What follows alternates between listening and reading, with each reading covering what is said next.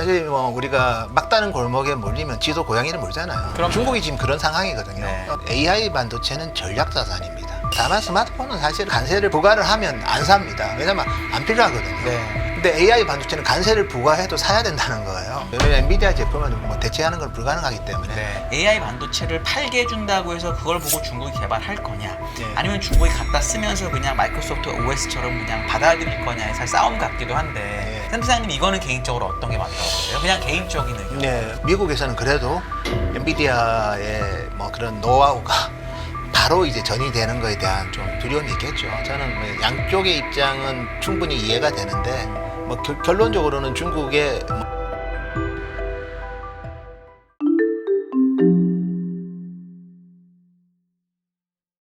반도체주 이야기하는데 이분을 네. 빼놓고 이야기할 수 없죠. 노근창 현대차증권 리서치 센터장님과 함께합니다. 어서 오세요. 네, 안녕하십니까. 반갑습니다. 네. 반도체주의 어떤 특정 종목을 말씀드리지 않겠습니다. 네. 주주로서 이렇게 마음이 달코달다가 네. 요즘에는 좀 숨을 돌리고 있는 중인데 네. 일단 반도체주 본격적으로 이제 준비해 오신 이야기들 하기에 앞서서 예, 6월에 접어들었잖아요. 예. 하반기에 반도체주를 보시는 우리 시청자분들께서 예. 관전 포인트로 좀 주목했으면 좋겠다. 딱 두 가지만 뽑아주신다면 뭐가 뭐 있을까요? 저희가 봤을 때는 어쨌든 관세 미국 관세에 대해서 어느 정도 레벨로 할지 그 봐야 되고요.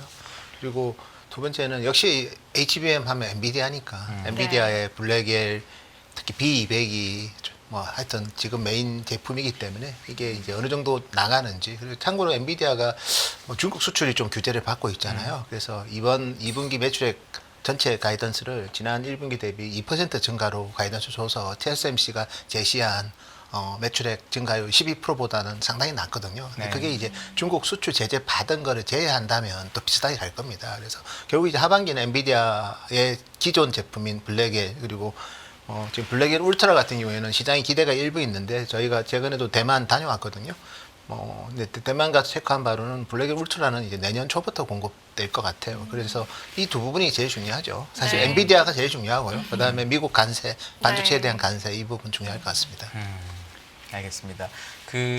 보면은 엔비디아도 지지난주 실적 발표를 했고, 그다음에 지난주에 브로드컴이 실적 발표를 네. 해서, 네. 그러니까 ASIC하고 GPU의 1등 네. 회사들이 발표를 했는데, 네. 공이 앞으로 인공지능 투자는 엄청나게 많이 될 거다라는 네. 건 똑같은 말을 했단 말이죠. 예, 예. 근데 해석은 이제 어떤 분들은 예. 브로드컴의 실적을 보니까 예. XPU보다 다른 게 더 많이 팔렸기 때문에 예, 예. 생각보다 이 ASIC 반도체에 관련된 인베스트 투자는 별로 없는 것 같고, 예, 예. 엔비디아는 또 중국에 팔지 못하는 상황이 있을 수도 있으니 예. 차라리 지금 쇼티지가 있는 레거시가 많은 게 나을 수도 있겠다라고 보는 분도 있더라고요. 예, 예. 그래서 마이크로 요즘 목표 주가 상향도 너무너무 많고, 예, 예. 시게이트는 사실 메모리 회사도 아닌데 그렇죠. 완전 신고가를 내고 있고 예. 이렇거든요. 맞습니다. 요거는 혹시 하반기 어떻게 보세요? 뭐, 간단하게. 결국은 저희가 봤을 때는 레거시가 왜 강할까 이유는 세 가지잖아요. 세 가지 중에 이제 첫 번째는 기본적으로는 이제 뭐 우리 기업들도 뭐 특히 마이크론 하이닉스 같은 경우에도 낸드 캐파를 HBM으로 돌리고 있고, 그래서 실질적으로 이제 기존 제품의 HBM 웨이퍼로 좀 돌려야 되는 상황이 지금 특히 두 회사는 좀 있고요. 여기에 뭐 제가 준비된 자료이긴 네. 하지만 중국 스마트폰 출하량이 추인데요.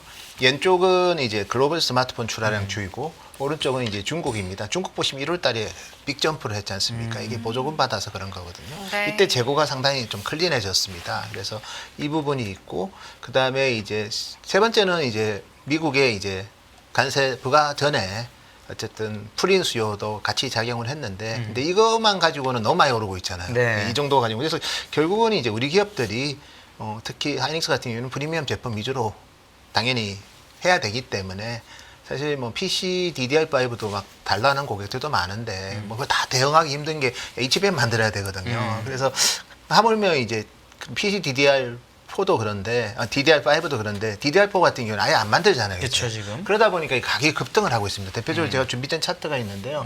PC DDR4 같은 경우에는 저점 대비 80% 올랐어요. 네. 현물 가격이.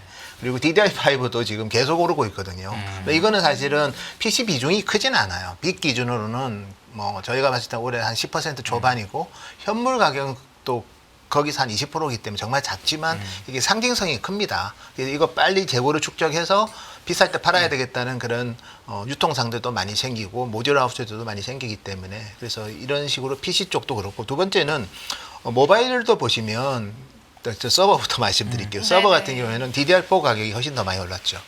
사실 DDR4를 누가 그렇게 서버 같은 경우에는 특히 우리가 데이터 센터 같은 경우에는 뭐 사실 속도가 중요하잖아요. DDR4보다 DDR5, 5600 이런 제품이 훨씬 중요한데 근데 DDR4를 안 만드니까 가격이 급등을 한다는 거죠. 네. 그리고 DDR4를 쓰는 워크스테이션도 여전히 많이 있거든요. 네. 그리고 뭐 일반 기업들 같은 경우에도 서버 구매할 때는 뭐 DDR5보다는 가격을 고려하는 분들은 여전히 DDR4 칩을 많이 다는 경우도 많습니다. 네. 그래서 가격이 많이 올랐고요. DDR5도 오르고 있는데 이제 오르고 있죠. 네. 그래서 특히 DDR5는 이제 5600 메가bps가 지금 제일 메인스트림인데 이 제품 같은 경우에도 이제 한 5.5% 올랐고 이거는 이제 5월 31일 날인데 6월 달에도 오를 겁니다. 그래서 이 오르는 추세가 좀 있을 거고 그다음에 모바일이 보시면 모바일은 또 DDR5가 많이 올랐어요. 네. 모바일 같은 경우에는 8.2% 올랐고요. 이게 다 이제 5월 말 발표 자료거든요. 그리고 DDR4 같은 경우에는 이제 4.9% 올랐고 해서 기본적으로 우리 기업들은 이제 CXMT라는 창신 메모리가 DDR4로 자꾸 만들어서 가격을 이제 깎으니까 그러면 굳이 우리가 대응할 필요 있냐. 어차피 수요는 DDR5로 갔기 때문에 그래서 DDR5 위주로 만들다 보니까 DDR4 생산이 줄고 그러다 보니까 이제 뭐 어쨌든 협상력이 공급이 줄다 보니까 이제 창신한테 좀 많이 왔죠. 그러면서 가격이 상당히 이제 투기적인 수요까지 붙으면서 DDR4 특히 PC 같은 경우는 급등을 했고 이게 전체적인 분위기를 좀 좋게 만드는 상황이다. 이렇게 저희는 평가하고 있습니다. 그러면 시차를 두고 어차피 시간이 지나면 DDR4는 없어질 거잖아요. 당연히.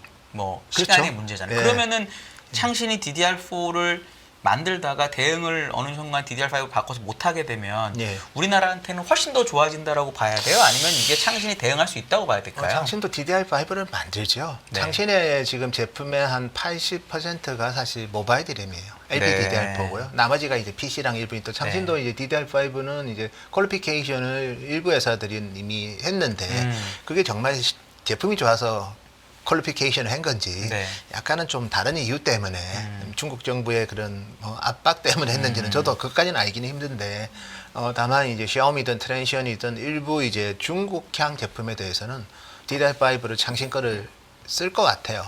이미 막 쓰고 있다는 얘기도 있는데 그것까지 제가 완전히 이제 점검한 건 아니기 때문에 그리고 그렇게 따지면 이제 중국이랑 일부 특히 뭐 샤오미 같은 경우도 유럽 쪽이 스페인 시장이 1등이거든요. 샤오미가. 그리고 동유럽에서는 샤오미가 1등인데 이렇게 뭐 남유럽이나 이런 쪽에 나가는 제품 DDR5는 아마 창신 거 쓰는 거는 조금 한계는 있을 것 같고 아직은요. 그렇지만 뭐 미국이 어차피 중국 기업들의 엑스포저는 없다고 보셔야 되고요. 나머지 시장, 그러니까 서유럽을 제외한 나머지 시장은 뭐 창신 메모리 DDR5를 탑재할 수도 있죠. 예. 어차피 속도만 좀 빠르고 나머지 좀 열이 좀 더 날 수는 있는데 뭐 이런 부분들은 구매하는 분들한테는 아주 그렇게 엄청난, 그러니까 샤오미든 뭐 트랜션 같은 경우에는 이제 테크노가 트랜션이라는 회사가 사실 아프리카에서는 되게 유명한 회사예요. 여기에 이제 상위 모델이 테크노라는 제품인데 뭐 그런 제품에는 뭐 우리 기업들 거 쓰겠죠. 네, 그렇지만 그렇지 않은 시장은 창신의 DDR5를 저는 충분히 쓸 수 있는 여건은 되는 것 같습니다. 네, 알겠습니다. 그러면 스마트폰 출하량 같은 경우에 이제 앞서 전 세계와 중국을 비교한 거는 좀 말씀을 해주셨는데 우리가 대표적으로 사실은 뭐 아이폰이라던가 삼성의 어떤 스마트폰 출하량도 집중해서 보잖아요. 관련된 내용도 한번 짚어봤으면 좋겠는데요. 그래서 삼성도 이번에 이제 뭐 저희가 이번 2분기가 완전히 다 끝난 건 아니고 이제 아직도 제일 중요한 6월이 남아 있는데. 스마트폰은 지금은 또 7월 달에 우리 폴드 7이랑 플립 7을 또 판매를 해야 되기 때문에 지금은 이제 뭐 그렇게 기존 제품에 대한 재고 조정을 좀 하다 보니까 삼성 출하량 자체가 뭐 그렇게 양호한 상황은 이게 이제 4월 달까지만 나왔고요. 이게 셀아웃입니다. 셀아웃이란 건 소비자가 사간 물량이에요. 그래서 이제 삼성이 발표하는 그냥 출하량은 이제 유통상에 판매한 거기 때문에 그거랑은 좀 차이가 있는데 유통상에 나가는 물량은 이제 5월, 6월은 많이 줄었죠.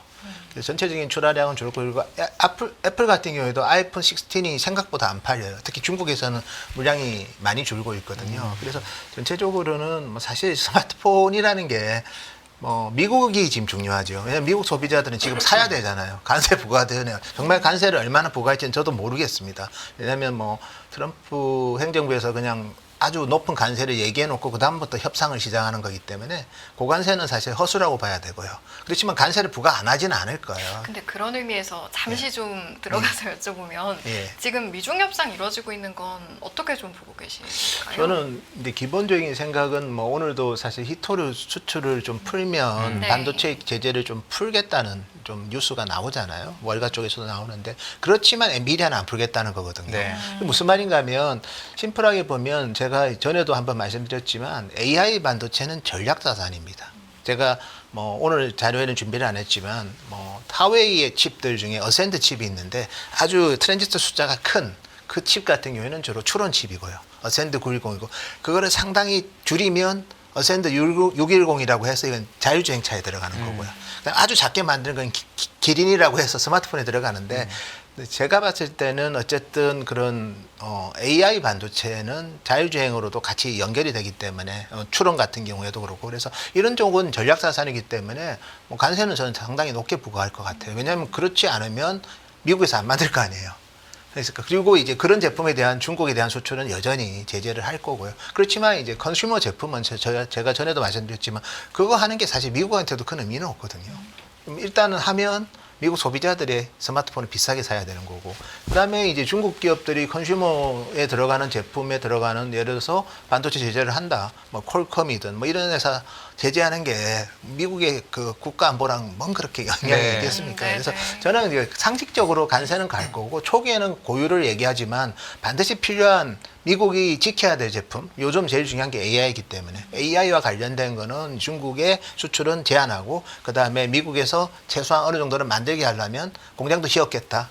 높은 관세를 부과한다고 할 거고 다만 이제 유예 기간을 줄 수는 있죠. 왜냐하면 유예 기간을 안 주면 미국의 데이터 센터 만드는 우리 주요 클라우드 사업자들만 비싸게 사야 되기 때문에 공장 짓는 기간이 있으니까요. 예, 네. 그래서 제가 사실 이번에 이제 대만 가서도 좀 체크를 해보니까 TSMC가 아직 블랙에를 램프업을 한다고 했지 양산은 미국 피닉스에서 못 만들고 있어요. 시기적으로 보면 한 17개월에서 18개월 그때가 이제 한 2027년이 될 거고 그리고 엠코라는 우리 패키징 회사 코어스 캐파 비슷한 거를 만드는데 거기도 미국에서는 아직 생산 시설이 없거든요. R&D만 하는데 생산 시설이 가동되는 시점이 2027년. 그다음에 이제 마이크론의 D램 공장 아이다호에 짓고 있는 아마 HBM 만들 것 같은데 거기에 가동 시기랑 거의 비슷합니다. 아마 그래서 제 생각에는 생산할 수 있는 여건은 시간을 줄 것 같아요. 그렇지만 근본적으로는 AI 반도체는 높은 관세를 부과하고 그리고 유예 기간을 주는 형태로 해서 미국에서 최소한 2년 안에는 양산할 수 있도록 그게 사실 수익성에 왜냐하면 미국에서 반도체 만들면 되게 수익성 안 좋거든요. 네. 그렇지만 AI 반도체는 그게 아니라고 보는 것 같아요. 그냥 부과하고 중국은 제재하고 그 이외의 반도체에 대해서는 미중 간에 제가 봤을 때는 그냥 지금은 보여주기 시기고 결국은 아주 합리적인 수준의 아주 낮은 레벨의 관세 네네. 수준에 지나지 않을 것 같고 다만 스마트폰은 사실은 그렇습니다. 이게 관세를 부과를 하면 안 삽니다. 왜냐면 안 필요하거든요. 네. 근데 AI 반도체는 관세를 부과해도 사야 된다는 거예요. 그래서 이게 이제 관세를 적게 부과했다고 해서 수요가 탄력적으로 늘고 그런 제품은 아니기 때문에 지금은 이제 넥스트가 필요합니다. 우리 반도체 산업에 지금은 AI 서버가 아주 중요한 수요 촉매제 역할을 하지만 이제 기존 스마트폰 PC만 가지고는 왜냐면 우리 진행하시는 분들도 그렇게 신제품 나왔다고 와 꼭 사야 되겠다 그런 마음이 드는 제품 중에 아마 스마트폰하고 PC는 없을 것 같아요. 네. 그래서 그런 관점에서 본다면 아까 레거시는 제가 봤을 땐 공급 이슈라고 봐야 되고요. 공급상에 그쪽은 안 만드니까 가격이 많이 오르고 또 일단 재고가 클린해지면서 좀 특히 오른 것도 있고 그다음에 미국 혹시나 부과할까 봐 미리 좀 안전 재고에 대한 좀 인벤터리의 기간을 좀 늘리면서 네네. 재고 축적하면서 오른 거기 때문에 사실 정말 수요가 고속 성장해서 오르는 건 아니잖아요. 그러니까 지속성은 좀 약할 거다 그래 보고 있습니다. 이 AI 관련 반도체도 젠슨 왕의 주장은 이런 거였거든요. 저도 예. 컴텍스에서 얘기를 들어보니까 예. 왜 이거를 수출을 안 하게 하냐. 차라리 수출을 하고 그렇죠. 우리의 시스템을 약간 생태계처럼 만들어가지고 그냥 우리 걸 갖다 쓰는 방법으로 하는 게 미국의 국익에 도움이 되지 않냐는 식으로 얘기를 했었는데 예. 이제 그게 마이크로소프트하고 구글의 차이인 것 같은데 예. 마이크로소프트의 시스템은 완전히 중국이 쓰고 있고 그래서 그 예. OS에 대한 건 아예 개발할 생각을 안 하는데 구글이나 아마존 같은 거는 뭐 이런 식으로 뭐 바이두나 네. 뭐 알리바바를 만들어 가지고 중국이 대체했잖아요. 네, 그렇죠. 그러니까 어떤 모델을 쓸 거냐는 사실 결정하는 건데 AI 반도체를 팔게 해준다고 해서 그걸 보고 중국이 개발할 거냐 예. 아니면 중국이 갖다 쓰면서 그냥 마이크로소프트 OS처럼 그냥 받아들일 거냐의 사실 싸움 같기도 한데 센터장님 이거는 개인적으로 어떤 게 맞다고 보세요? 그냥 개인적인 의견. 네, 뭐 그때 우리 젠슨왕은 그런 얘기를 많이 하죠. 결국 이렇게 막아봤자 하웨이가 경쟁력이 커져서 어센트 칩을 쓸 거고 그리고 결과적으로는 이제 뭐 중국이 더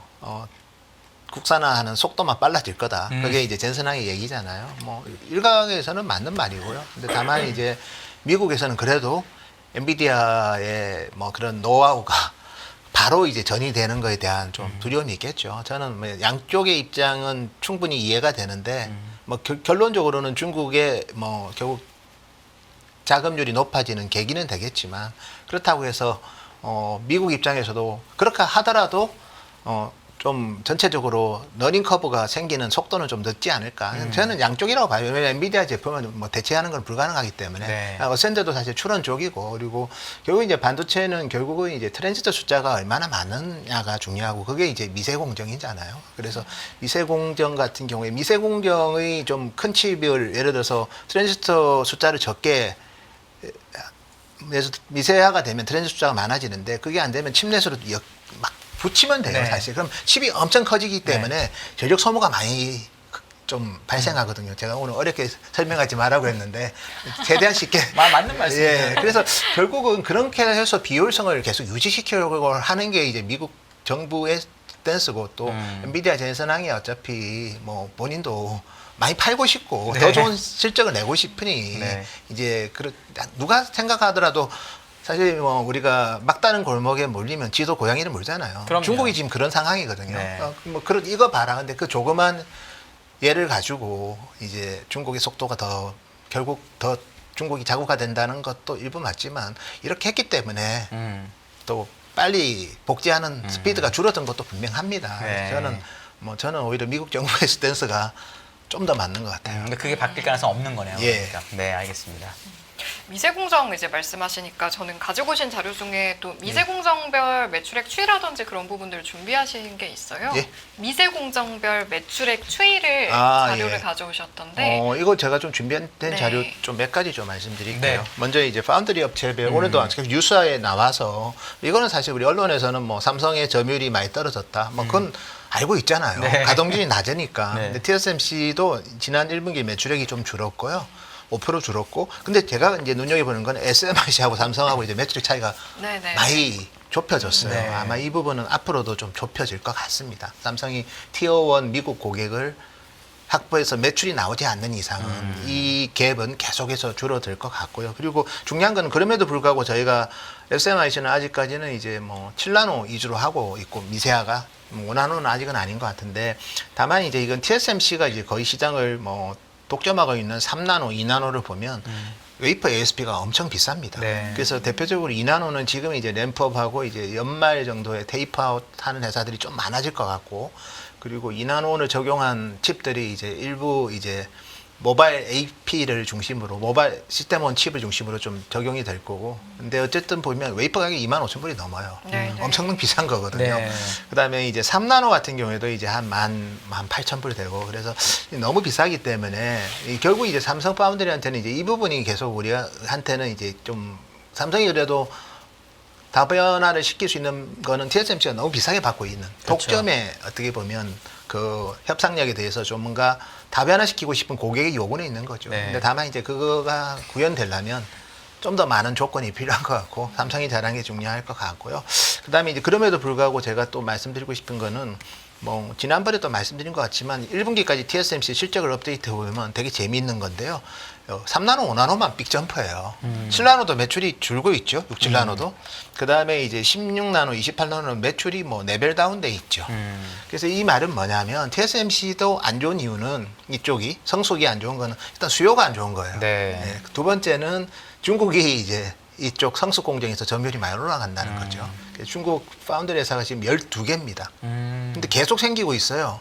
그리고 이제 미국에서 히트류 받는 것 때문에 중국에 대한 반도체 장비 수출 제재를 풀면 더 생기겠죠. 그렇죠. 그래서 이런 부분들은 좀, 그리고 중국도 이제 범용 디램에 대해서 뭐 창신 메모리 이외에 또 준비하는 기업들도 일부 있고, 또 HBM 같은 경우에는 뭐 하웨이가 주도해서 만든다고 뭐 그런 기사는 이제 많이 나오잖아요. 저희가 전에는 방송에 나와서 그런 얘기할 때는 설마 하는 분도 네. 많았는데 이제는 진짜 많이 생겼어요. 네네. 그래서 실질적으로 이제 뭐 미국 기업 입장에서는 장비 회사들은 장비 팔고 싶은 거고, 미국의 소재 회사가 반도체는 강하지는 않잖아요. 그렇죠. 예, 그래서 장비 회사들은 장비 팔고, 그래서 이걸 보면 결국은 이제 선단 아주 원한후 이하만 뭐 미국에서는 이제 이쪽이 주로 AI 반도체는 트랜지스터 숫자가 많아져야 되는데, 그러면 계속해서 트랜지스터 숫자를 늘리려면 칩넷으로 이제 우리가 칩을 여러 개를 붙이는 방법과, 네. 근데 거기다 더 파워풀한 거는, 근데 붙이는 각각의 칩의 트랜지스터 숫자가 많아지면 돼요. 그래서 그게 이제 대표적으로 우리가 이제 루빈 울트라가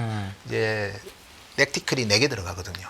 그리고 HBM이 1테라가 들어가고, 네. 이제 결국 미세화 패턴과 그다음에 칩넷이 어드밴스 패키징이 결합해서 막강한 칩이 나오는데, 중국은 그게 나오기 힘들죠. 미세화는 AS EUV 장비로 막혀 있기 네. 때문에. 칩넷은 중국도 잘합니다.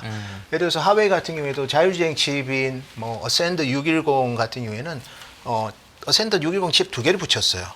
그래서 탑스가 한 600 탑스 그렇게 나오거든요. 탑스가 뭔지 설명해 주시면 뭐 좋을 것 테라 같아요. 오퍼레이션 조 단위에 네.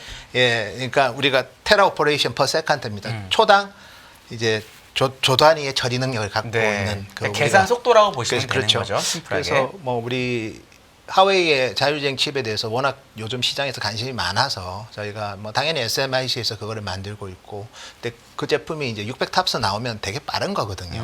그래서 그렇게 해서 이제 중국의 뭐 BYD든 뭐 일부 그레이트월이든 그리고 하웨이 자체 아이토든 이런 칩들이 들어가는데, 그래서 뭐 그런 거는 칩넷으로 하는 거는 막을 방법은 없어요. 다만 트랜지스터 숫자가 미세화 패턴을 EUV 노광 장비를 막아버리면 이제 그런 면에서는 한계가 있기 때문에, 그래서 저는 뭐 그런 제재는 계속 갈 거고, 그래서 그 중심이, 그러니까 이 숫자를 보면 이게 결국 이제 미국은 AI 반도체에 대해서는 반드시 메이드 인 아메리카를 병행하면서 그거를 이제 장려하고 촉진하려면 첫 번째는 이제 미국의 공장 짓게 하고, 그 다음에 이제 관세를 높게 해가지고 이제 램프업 속도를 높이는 그 패턴은 저는 당연히 아마 제일 강조할 거고, 그렇지 않은 제품에 대해서는 그냥 한마디로 말해서 협상하기 위한 그냥 노이즈라고 봐요. 협상하기 위해서 이렇게 높게 했다가 서로 풀어주고 양보했다 하면서 가고, 그래서 저는 컨슈머 제품에 대해서는 너무 걱정할 필요는 없는데, 다만 컨슈머 제품이 그닥 수요가 좋지는 않다는 네. 거죠. 일시적인 이유 때문에 지금 가격은 오르지만 교체 주기가 길어지고, 그 다음에 우리가 알지만 리퍼폰 시장이 워낙 크잖아요. 네. 요즘 정품으로 안 사는 사람들도 많습니다. 그런가요? 아니, 저는 더 다 많은 분들은 저는 실내품을 다 사지만 참고로 네. 저는 무조건 새 거긴 새 거지만 네. 재고를 삽니다. 예를 들어 이건 아. 아이폰 SE2라고 몇 년 전 거고 뭐 이런 네, 식으로 네, 저는 사는 네. 사람이라서 그런 사람도 많습니다. 저도 그때 나온 걸 사진 않고 좀 그 전 버전, 약간 전전 저는 버전. 3, 4전 버전을 삽니다. 예, 뭐 아무튼 요즘 우리 그렇습니다. 뭐 TV 같은 경우에도 75인치, 85인치도 약간 좀 손상단 버전, 네. 거의 사람 육안으로 표가 그렇죠. 안 나는데 네, 네. 그런 거 사는 사람들이 많아요. 전시용으로 된 거. 네. 맞아요. 그리고 스마트폰도 사실은 리퍼 사는 사람 엄청 많거든요. 연간 수요가 원래 2억대인데 이게 좀 더 올라간 것 같아요. 네, 네. 그래서 결국은 이제 신제품 사는 사람이 적기 때문에 근본적으로 여기에서 이제 엄청나게 우리가 턴어라운드가 나오고 여기서 뭐 고속 성장이 나오는 거는 솔직히 이건 합리적인 기대는 아닌 것 같아요. 근데 초과 성장은 AI가 이끌지만 특정 기업들만 수혜를 지금 받는 단계인데 네. 이게 이제 저변이 확대되고, 그 다음에 이제 이거 이외에 넥스트가 뭔가, 그게 이제 중요한데, 그래서 제가 한 자료 하나 준비한 게 있는데요. 네. 그 TSMC의 자료입니다. TSMC가 이제 올해 상반기에 이제 미국 고객들한테 발표한 기술 심포지엄 자료인데, 이 자료를 보면 2030년에는 이제 AI와 관련된 반도체가 전체 반도체 2030년에 반도체 수요를 1 트릴리언 달러로 보고 있고요. 그 중에서 45%가 AI 쪽이고요. 그러니까 네. 데이터 센터, AI 데이터 센터 쪽이고, 스마트폰 얼마 안 돼요.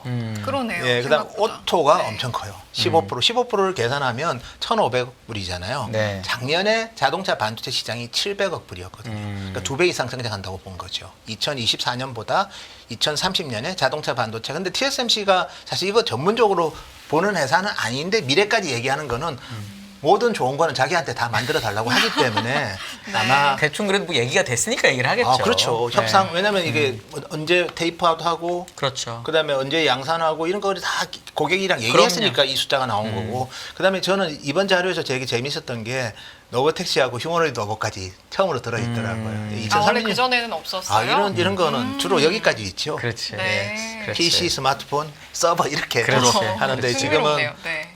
제가 봤을 때 휴머노이드 로봇과 노버택시가 있는 거 보고 야, 뭐 우리가 많은 사람들이 참 미래에 대한 반도체에 대한 수요를 걱정하는데 뭐 이런 쪽에서 사실 정말 뭐 완전히 완벽한 제품은 아니지만 그래도 수요가 형성된다면 뭐 이런 제품에는 또 우리 컨슈머 반도체들이 많이 들어가잖아요. 소비자 제품이기 때문에 그런 쪽에는 특히 뭐 이렇게 이동하는 제품들은 일단 저저력이 기본적으로 보장이 돼야 되고 두 번째 좀 안전해야 될 거 아닙니까? 그렇죠. 그래서 한국 기업들이 저는 충분히 기회를 또 잡을 수 있다고 보고 있습니다. 네. 그럼 우리가 가늠을 하지 못했는데 이제 이번에 예. 새롭게 추가된 뭐 휴머노이드 로봇이라든지 이런 예. 것들은 실질적으로 어떤 반도체 종류가 들어가고 어떤 부품이 들어가고 이런 것도 좀 가늠해 보면 좋을 것 예, 같아요. 제가 사실 요즘은 좀 같이 저희 리서치 센터 애널리스트들이랑 협업을 많이 하는 분야가 이 부분이고요. 뭐 사실 젠슨왕께서 또 피지컬 AI를 강조를 했고 그래서 제가 준비된 차트 하나 있는데요. 네. 이거는 이제 제 자료가 아니고 TSMC의 올 북미 심포지엄 자료입니다. 근데 TSMC가 사실 우리 파운드리 회사인데 이렇게 로봇에 휴머노이드 로봇 그냥 일반 로봇은 우리도 다 익숙하잖아요. 네. 배달 로봇이랑 뭐 산업용 로봇이 있는데 그렇죠. 휴머노이드 로봇 하면 왠지 좀 멀지 않아요? 옵티머스를 보는 거죠, 예, 유튜브로. 옵티머스, 네. 젠2, 뭐 젠3 그리고 우리 피겨 AI 이런 제품들을 볼 때는 이거 이제 당장 이제 상용화 되는 거 아니냐고 하지만 실제로 이제 최근에 뭐 저도 기사에서 봤지만 우리 옵티머스 휴머노이드 로봇 그 팀장이 이제 그만뒀다는 얘기도 있고 그런가요? 네, 못 그래서 봤습니다. 네. 결국 이제 만만치는 않아요. 네. 왜냐하면 이게 그냥 움직이는 것까지는 좋은데 이 손 같은 경우에도 상당히 손에는 보시면 반도체는 주로 MCU가 들어갑니다. 근데 네. MCU보다 더 중요한 게 액추에이터, 그 다음에 감속기라는 거 해서 액추에이터 움직이게 하는 거고 감속기는 예. 기어를 바꾸는 겁니다. 그렇죠. 네. 네, 그래서 이걸 종합적인 모듈로 하는 회사들도 네. 많죠. 우리나라 기업들도 일부 있긴 한데 네. 다만 이제 우리 세계적으로 손을 제일 잘 만드는 기업이 영국의 셋업 로봇인데요. 거기는 손 하나에 액추에이터 20개 들어가요. 자유도라는 건 손의 움직임의 자유도인데 네. 이게 이제 뭐 우리가 보통 DOF라고 부릅니다. 디그리 오브 프리덤인데 네. 이게 한 20 정도 되고요. 인간은 27입니다. 네. 근데 옵티머스 얼마 안 돼요. 그리고 액추에이터가 현재 6개밖에 안 들어가거든요. 네. 6개밖에 안 들어가서 이게 이제 12개로 네, 12개 정도 예. 들어가서 디글 예. 프리덤이라고 해서 이 예. 기구학의 개념인데 그렇죠. 예. 이제 그거를 얘기하신 겁니다. 예, 예. 네. 그래서 뭐 그런 식의 주요 부품들의 변화가 중요하고요.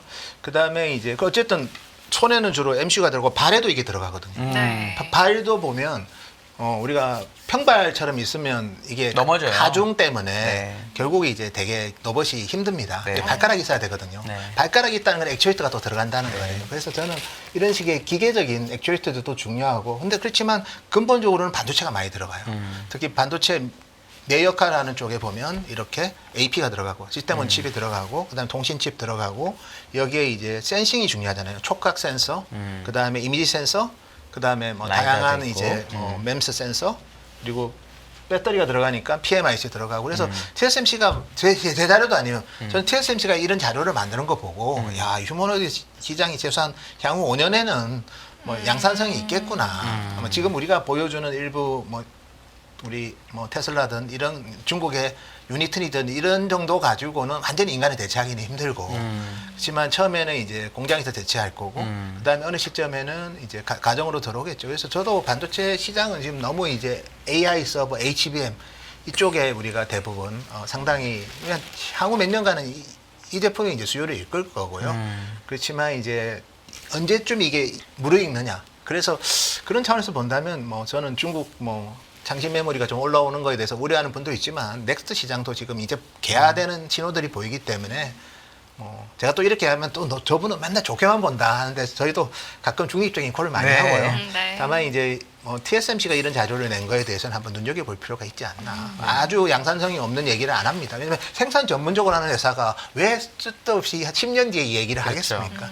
최소한 5년 내에는 이런 제품이 탑재되어서 들어가는 일부 사이트가 있을 거라고 본 그렇죠. 거죠. 예, 그렇기 때문에 이런 얘기를 하는 거고 노브텍스도 사실 이미 실제로 많이 돌아다닙니다. 우한이든 우리 샌프란시스코도 있잖아요. 네.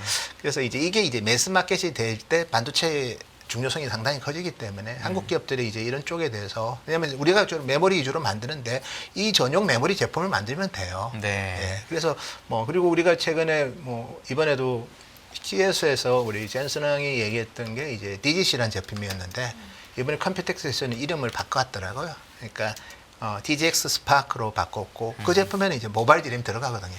LP 소캠이 들어가고 그리고 우리 기존의 노트북이랑 이런 쪽은 이제 기존 DIM에서 LP 캠으로 바꾸고 그래서 전체적으로 프리미엄 시장도 열리기 때문에 이 시장이 지금은 별로 밋밋하죠. 그렇지만 향후 2, 3년에는 의미 있는 레벨까지 올라갈 수 있습니다. 그때 우리 기업들이 충분히 경쟁력이 있기 때문에 저는 지금은 어쨌든 중국 기업이 좀 부상하고 있기 때문에 또 HBM 우리가 여전히 잘하고는 있지만 그래도 지금은 정말 더 이상 HBM은 삼성은 빨리 회복해야 되고 네. 반면에 이제 이렇게 새롭게 부각되는 시장은 반드시 우리가 선점해야 되기 때문에 그런 차원에서 좀 많은 노력이 필요할 것 같아요.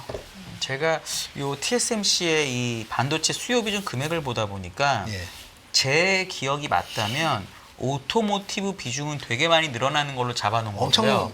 높게 원래 잡았죠. 비중보다 예. 스마트폰도 생각보다 많이 안 주는 거로 잡아놨더라고요. 예. 저는 생각보다 많이 줄 줄 알았는데 예. 그럼 이 얘기는 AI 스마트폰이나 AI PC가 되면은 네. 다시 한번 수요적으로 뭐가 있을 수 있다라고 TSMC는 본 건가요? 아니면 그냥 단가가 올라가서 이렇게 된 건가요? 정확하게 보신 거고요. 네. 여기 보시면 TSMC가 이게 물량을 예측한 거예요. 자료 보면. 아, AI M6. 스마트폰이 2030년에는 10억대. 그러니까 전 세계 스마트폰 11억대인데 그러니까요. 거의 90%가 AI가 이제 AI가 가능한.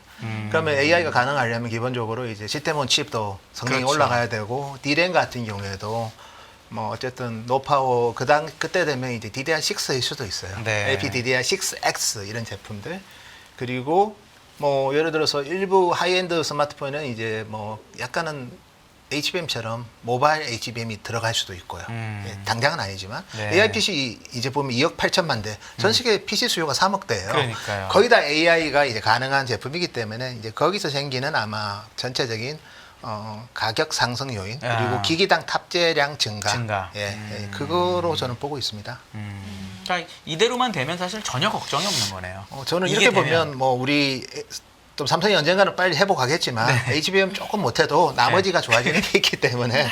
그리고 어차피 3개 기업이 거의 시장을 가점하고 있겠고 또 중국산 장신 메모리의 제품은 중국 기업 스마트폰이야 많이 쓰겠지만 물론 이 10억대에는 상당 기기는 다 중국 기업들이 만들겠지만 그래도 전체적으로 이제 우리 기업들이 만드는 제품에 대한 또 애플 같은 경우는 또 디램을 중국산 쓰긴 좀 그럴 겁니다. 네, 그렇겠죠. 예, 그래서 네. 그런 차원에서 본다면 저는 우리 그냥 내 것이 지금 가격 오는 것보다 넥스트 AI가 정말 이제 소비자 제품으로 펼쳐지고 그리고 이렇게 새로운 또 제품들이 들어오지 않습니까? 사실 TSMC는 AI XR 기기도 엄청 좋게 보고 있어요. 5천만 개 이상 보고 있고 거기에 들어가는 반도체도 제가 오늘 자료는 준비를 안 했는데 혹시 그 자료 궁금하시면 제가 이제 5월 말에 이제 컴퓨터 다녀와서 쓴 내용에는 이제 AR 기기에는 얼마나 다양한 네. 반도체가 들어가는지 TSMC가 이제 좀 설명해 놓은 자료가 있는데 그 자료 참조하시면 도움이 될 것 같습니다. 네. 알겠습니다. 여기 그 소버린 AI 얘기도 해주셨는데 요것도 사실은 중간에 예. 그 사우디에서 이걸 산다고 하면서 반도체 분위기가 살짝 바뀌었던 예. 것도 있거든요. 예. 이게 진짜 얼마나 큰 건지 좀 설명을 해주시죠. 예, 그래서 제가 이제 이 얘기를 드리면 먼저 전 세계 클라우드 서비스 프로바이더의 데이터 센터 캐펙스를 보면 이건 트렌드 포스 자료입니다. 이게 사실 이 중국 기업들까지 저희가 정확하게 제가 좀 구분하기 힘들어서 이제 이 회사 자료를 참조했고요. 근데 올해 성장률은 둔화되죠. 작년까지 50% 성장이었는데 올해는 성장률이 둔화되는 거 가지고 좀 걱정하는 시각들도 있었고 사실 그걸 우려하는 뭐 구글이든 마이크로소프트든 데이터 센터 임대를 뭐 취소했다 뭐 그런 소문이 많았는데 저는 걱정하지 말라고 계속 얘기했고 그리고 이제 결국 이번에 엔비디아 실적 발표할 때 소버린 AI를 엄청 강조하셨어요. 그러니까요. 그래서 그 중에 저는 한 세 가지를 봅니다. 소버린 AI 말고도 세 가지가 있다. 첫 번째가 이제 일단 소버린 AI 중에서 휴메인이라고 해서 사우디아라비아 빈 살만이 지분 갖고 있는 쪽에서 이제 엔비디아랑 그다음에 뭐 여기는 보면 또 그락의 칩을 씁니다. 그락이라고 추론칩 만드는 회사 거를 쓰고 그다음에 이제 스타게이트가 이게 지금 텍사스에 짓고 있는 현장 사이트예요. 그리고 스타게이트 같은 경우에는 이제 소프트뱅크에서 펀딩에 성공을 했습니다. 네. 1차 펀딩 성공해서 이제 그 우리 그레이스 블랙에를 살 겁니다. 그레이스 블랙의 칩을 올해 한 40만 개 구매할 거고요. 40만 개면 그레이스이기 때문에 블랙엘이 2개 있기 때문에 80만 개거든요. 네. 그 정도면 그 마이크로소프트 올해 수요예요. 그래서 이게 있는데 이게 미국만 그런 거고요. 이제 아랍에미레이트도 스타게이트 UAE가 이번에 트럼프 대통령 저기 중동 순방 때 네. 계약을 했습니다. 그래서 그 부분은 이제 UAE에서 공격적으로 할 거고 그다음에 이 휴메인 같은 경우에는 그레이스 블랙의 울트라입니다. 그러니까 올해 수요는 없다고 봐야 돼요. 이건 내년이라고 했습니까? 내년입니다. 네. 저는 뭐 일각에서 올해라고 하는 분도 있는데 필드에서 체크해 보면 공급은 내년일 거다. 그냥 뭐 이래저래 해서 좀 이렇게 네. 분위기 조성은 올해지만 그래서 뭐 그쪽이 내년이 있고 그리고 이제 스타게이트가 내년에도 또 있거든요. 스타게이트가 올해는 텍사스고 내년에 이제 펜실베니아고요. 그 다음에 이제 오리곤이고 마지막 해가 위스콘신이거든요. 그리고 일본은 뭐 제가 말 안 해도 잘 알지만 크리스탈 AI가 있고 그 다음에 GPU 에즈 서비스하는 이게 이제 코이브라는 미국 기업. 그다음에 코이브. 남다랩스. 그래서 이 세 가지는 아마 시장에서 엄청나게 체크를 안 하고 있을 거예요. 네. 스타게이트는 이제 시작하니까 걔들 말을 어떻게 다 믿어? 그렇죠. 그다음에 소버린 AI는 어차피 비상장에 정부가 투자하는 건데 어떻게 내가 알아? 그렇죠. 숫자를 어떻게 그 GPU를 얼마 살지를 계산하는 사람이 아무도 없어요. 그 뉴스로 대충 때리는 거죠. 예. 사실은. 예. 그리고 이제 GPU 에즈 서비스는 이제 시작이 그렇죠. 커지는 거라서 이게 결국 GPU 에즈 서비스는 이제 일반적인 우리 클라우드 서비스인 뭐 사스든 그다음에 이아스든 파스랑은 좀 다르게 GPU 리소스를 돈 없는 일반 기업한테 빌려주는 거죠. 근데 이 시장도 상당히 붐업이 되고 있기 때문에 이 세 네. 가지는 아마 여기에는 당연히 클라우드만 있지만 아마 여기 수요에 약간 제가 스타게이트만 마이크로소프트 수요라고 했지 않습니까? 네. 그래서 한 30%그 이상도 될 수도 있고요. 그리고 이게 이제 내년에는 좀 더 올라갈 수 있기 때문에 우리나라 정부도 사실 이번에 우리가 AI 투자 한 100조 한다고 많이 한다고 했죠. 하는데 이제 AI GPU를 가면 몇 개 사느냐. 우리나라가 뭐 작년 기준으로 좀 통계가 좀 틀리긴 합니다. 뭐 2,000개다 3,000개다 하는데 저도 그 직접 조사해 보진 않았는데 네. 언론에 나온 거를 참고하면 근데 올해는 뭐 10만 개 사겠다는 계획도 있고요. 10만 개면 뭐 대충 수십조 네. 되지 않습니까? 그래서 한국도 하물며 이렇게 하는데 그래서 너무 클라우드 사업자만 보지 말라는 게 제가 지금까지 했던 얘기고 젠슨항이 이번 실적 발표 때 했던 네. 얘기입니다. 네. 그래서 이 부분은 저희가 플러스 알파로서 그래서 이 얘기를 하면 이제 하이닉스 실적은 잘 나올 수밖에 없는 거죠. 그렇죠. 예. 알겠습니다. 다른 이슈도 좀 예. 여쭤보려고 하는데 사실 예. 삼성 파운드리 분사 예. 설 이 이야기가 예. 삼성에서 선을 긋긴 했는데 예. 이게 또 이야기가 나왔다가 또 다시 뭐 잦아들다가 또 나왔다가 계속 이제 반복이 예. 되는 패턴이거든요. 예. 실상은 어떻길래 왜 계속 이런 이야기가 나오나. 예. 네, 그래서 자세한 제- 이야기 좀 이제 들어볼 제 수 조금 있을까요? 저도 네. 삼성 파운드리는 워낙 이제 베일에 가려 있어서 저희가 알 수 있는 게 거의 없어요. 삼성이 저희보다는 이제- 잘 아실 네. 거예요. 물론 제가 이제 애널리스트이기 때문에 네네. 삼성 뭐 파운드리 LSI 영업이익도 추정하는 사람이기 때문에 네네. 영업 적자가 많이 줄지는 못할 것 같아요 이번 분기는. 그리고 제가 준비된 차트에 이게 다 들어있다고 보시면 될 것 같아요. TSMC 미세 공정별 매출액 추이 여기에 이게 네네. 있는데 TSMC도 매출이 줄어요 성숙공정은.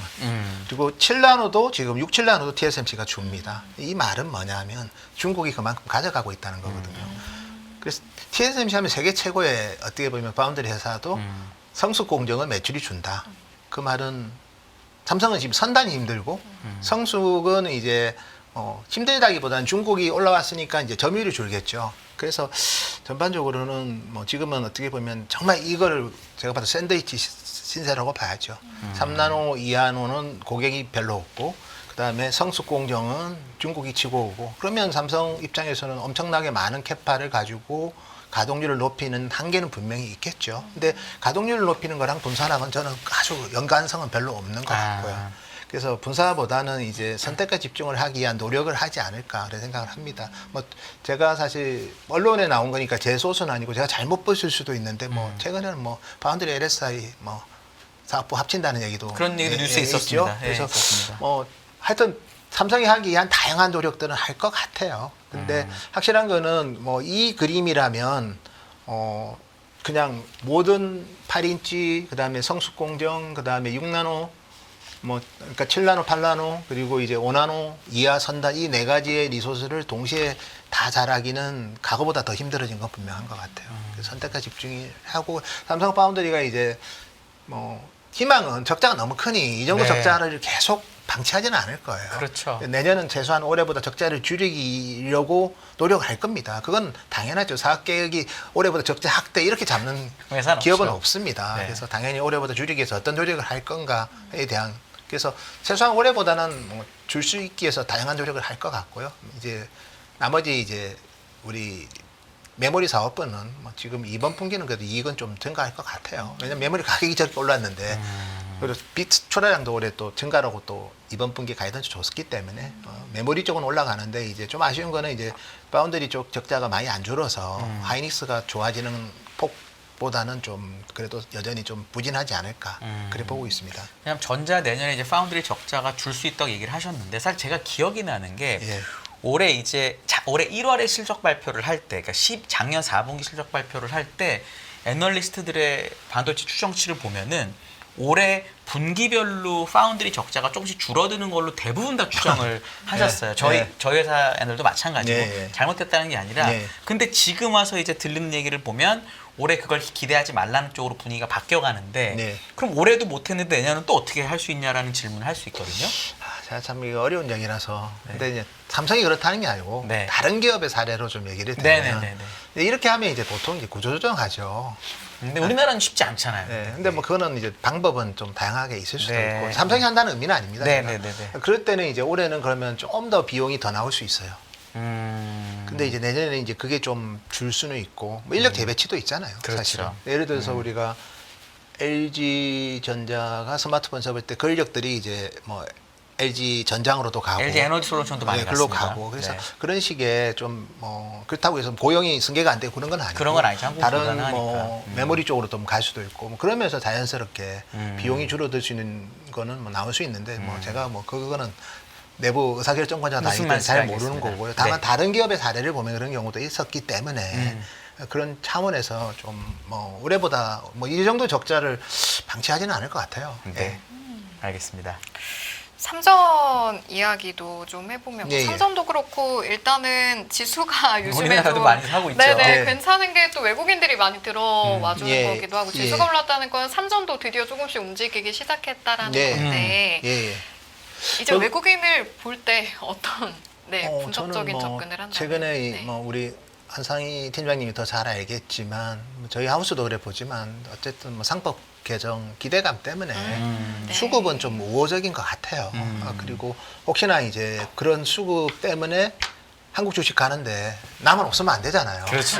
그런 식의 심리도 좀 같이 작용을 해서 뭐 외국인 투자자라고 해서 늘 합리적이지는 않습니다. 되게 센티에 민감한 경우도 있고 그리고 당연히 이머징 마켓에서 한국을 놓쳤을 때 언더퍼폼 할 수 있거든요. 그렇죠. 그래서 그런 쪽에 대한 니즈도 있어서 한국 사면 당연히 시총 큰 거 사니까 삼성전자 주가에는 긍정적일 것 같아요. 이런 수급적인 변화가. 두 번째는 이제 저는 펀더멘탈을 고민해야 되는데 삼성전자가 지금 최근 주가가 올라와서 PER이 10배가 넘었습니다. 네. 네. 그리고 하이닉스는 여전히 4배예요. 네. 근데 PBR은 삼성이 0.9배예요. 네. 그리고 하이닉스는 뭐 한 1.7배, 네. 1.6배 이 정도입니다.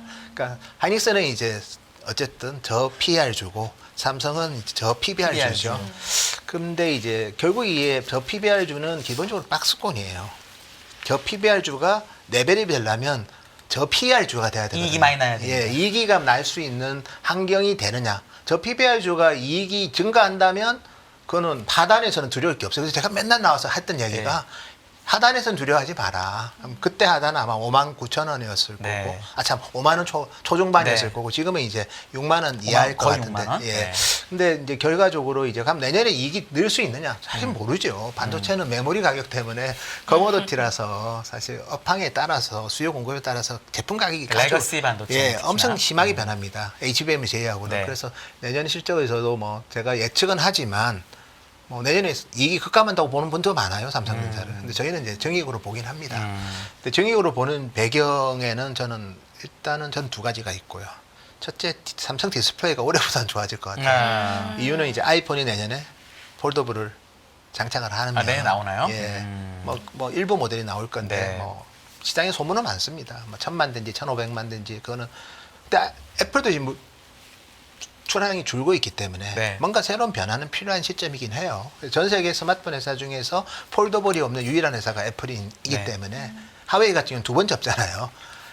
그래서 제가 봤을 때는 이제 애플이 폴더블을 한다면 LGD한테 맡기기에는 경험이 없잖아요. 그렇죠. 그래서 아마 삼성 폴더블을 많이 만들어 본 삼성 디스플레이한테 맡길 확률이 높다. 뭐 높은 게 아니고 거의 뭐 대부분 그렇게 예상하고 있어서 네. 삼성 디스플레이가 좀 좋아질 것 같고요, 올해보다.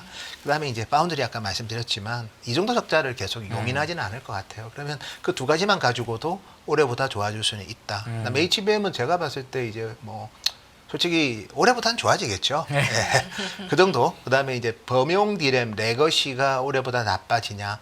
글쎄요, 그건 나빠질 수는 있는데 나빠지는 폭은 그리 크지는 않을 것 같아요. 네. 예, 그렇게 본다면 올해보다 이익은 뭐 가파르게 좋아지는 건 아니지만 그래도 증가할 수 있는 가시성은 좀 있을 것 같고 가파르게 좋아지려면 이제 HBM이 잘 돼야죠. 그럼요. 예. 근데 그거는 제가 아직 확신하기에는 좀 한계는 있는데 다만 이제 조금 좋은 소식들이 조금씩은 들립니다. 뭐 물론 삼성도 보수적인 회사인데 최근에 좀 약간은 뭐 시장하고 약속을 좀 못 지켰잖아요. 그렇죠. 그렇기 때문에 지금은 더 신중하게 얘기를 하는 것 같아요. 약속을 안 하더라고요. 예, 더 신중하게 얘기하고 우리 힘들다고 얘기하는데 실제로 그게 힘들 수도 있지만 생각보다 좋아도 이제 힘들다고 얘기할 수도 있기 때문에 그래서 최근에 이제 수율이 좀 좋아진다는 소문도 좀 있고 그래서 그건 저도 체크는 안 됩니다. 그래서 뭐 수율이 좋아지면 어차피 수요가 늘기 때문에 결국 이제 삼성이 지금보다는 좋아질 수 있는 누문이 있다.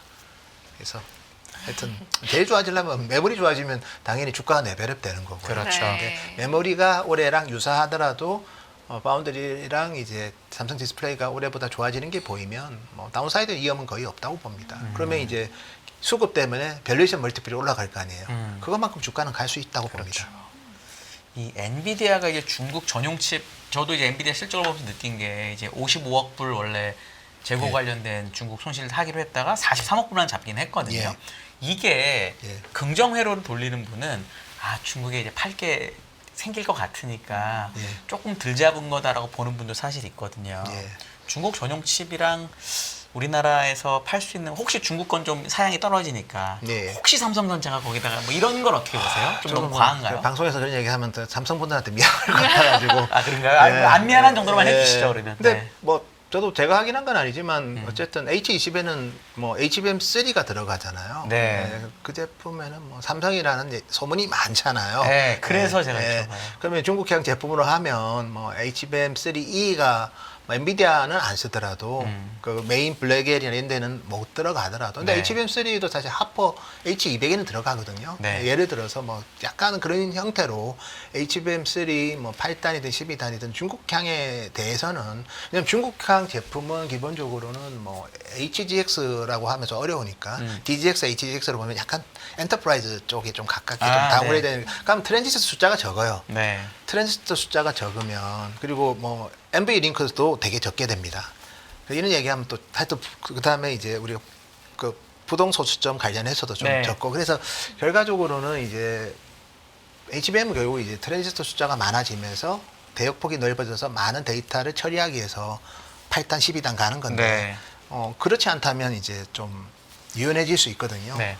그 정도 얘기로 답변 그러니까 드리겠습니다. 사실 아직 중국 전용 AI 칩이 완벽히 만들어진 건 아니지만 만약에 이게 실제로 만들어져서 삼성전자가 납품한다는 얘기가 나오면 예. 시장 반응은 그럼 어떨 것 같으세요? 그래도 뭐 기대 없는 것보다는 그래도 지금보다 좋아할까요? 좋아지는 거 아니냐. 근데 뭐 그게 밸류에이션 멀티플 스토리는 그 정도는 아니니까 어차피 밸류에이션 후발 멀티플이 걸, 뭐 그치? 예, 그거는 그렇게 한호할 것 같지는 않지만 최소한 네. 어닝스 좋아지는 것만큼 업그레이드 될 거 아닙니까? 네. 그것만큼 이제 어닝스가 좋아지면 주당 가치가 올라가면 그렇죠. 뭐 같은 밸류에이션도 예. 주가는 올라가는 거니까. 그 멀티플은 같아도 그 때문에 뭐 멀티플이 낮아질 것 같지는 않고 멀티플은 비슷한데 이제 주당 가치가 올라가는 거니까 그거만큼의 주가에는 긍정적인 영향이 있지 않을까 그렇게 막 화날 봐집니다. 일은 아닐 거라고 보시는 거죠. 아, 그게 어떻게 하도 지금까지 엔비디아 브로드컴 메인 제품에 들어갈 때 한호를 하는 거고 그 메인 제품에 들어간다는 건 기술적인 격차가 이제는 없다는 없어졌기 얘기니까요. 때문에 네. 하는 거기 때문에 우리가 원하는 삼성은 그거지. 그럼요.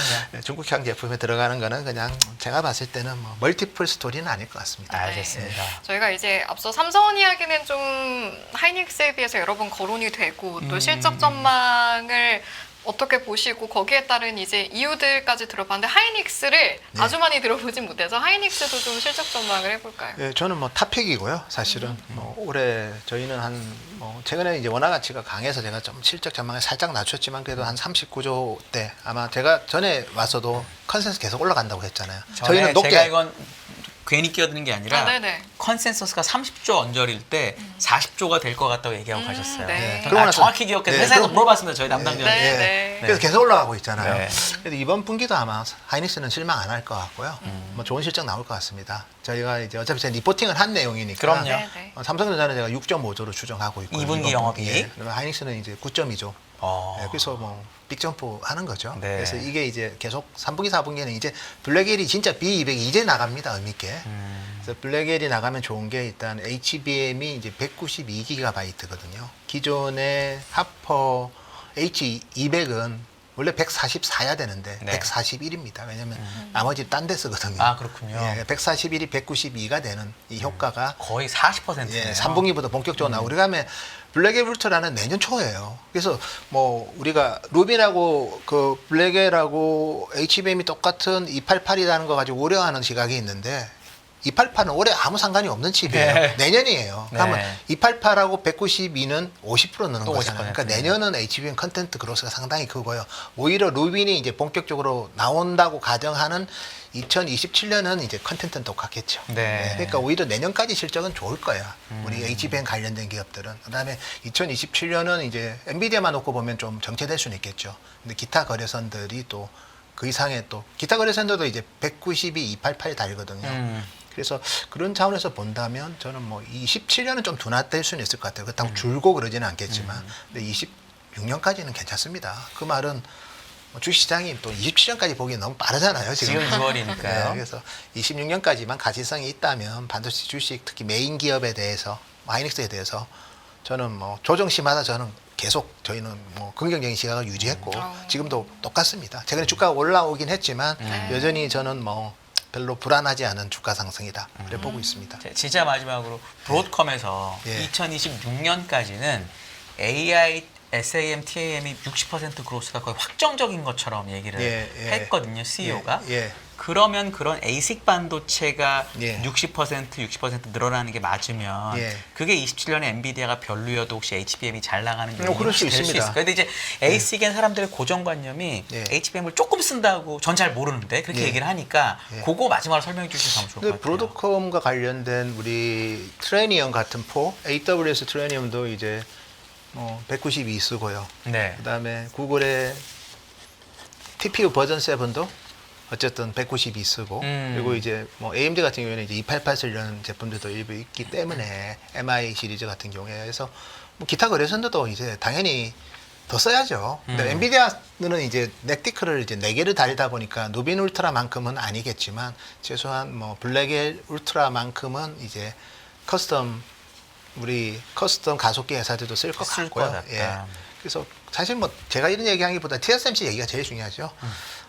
AI 가속기 CAGR로 올해 2배 늘고 CAGR로 한 50% 늘 거다. 네. 2030년까지. 그 얘기에 이제 이게 들어 있지 않습니까? 그래서 제가 얘기했지만 이 차트에 들어 있지 않습니까? 네. AI 가속기가 500만 개인데 5천만 개다. 네. 아유, 10배 느는데. 네. 그래서 뭐 제가 봤을 때는 물론 이 얘기를 다 맹신하는 건 아니지만 어쨌든 본인이 받는 수주 플로우를 보니까 걱정하지 마라. TSMC가 얘기해 준 거예요. 네. 너무 의심하지는 말자. 네. 알겠습니다. 매일 돈을 쓰는데 그 가치는 누가 정할까요? 정답은 슈퍼달러 슈퍼리치에 있습니다. 복잡한 공식은 빼고 투자 타이밍을 잡는 환율의 핵심만 담았습니다. 빠르게 변화하는 금융시장. 그 중심엔 언제나 환율이 있습니다. 오늘부터 환율과 썸 타볼까요?